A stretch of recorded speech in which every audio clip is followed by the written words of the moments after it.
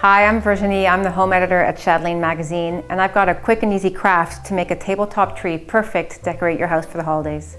To start, you'll need a styrofoam cone. And I've gone to the craft store and picked up a bunch of organic materials like feathers, dried grasses, and some actual twigs from the garden. You can do this with any material found in your garden or from the craft store. I think the beauty really is in layering different materials. I think it's a good idea to work with feathers as the first layer because as they get to the top, they taper naturally and follow the shape of the cone. So I'll start by cutting off my feathers from the sprig. Once I've got all my feathers, I'm just going to go ahead and apply a bead of glue gun about a third of the way down, and that's going to be where I put the base of the feathers.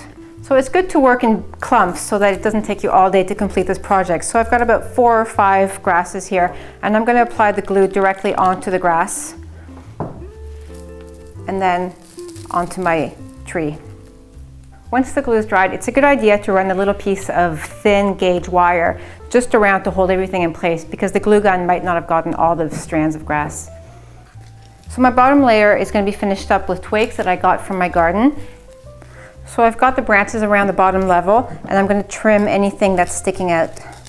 Again, it's a good idea to run a length of wire just between each layer to make sure it's really in place.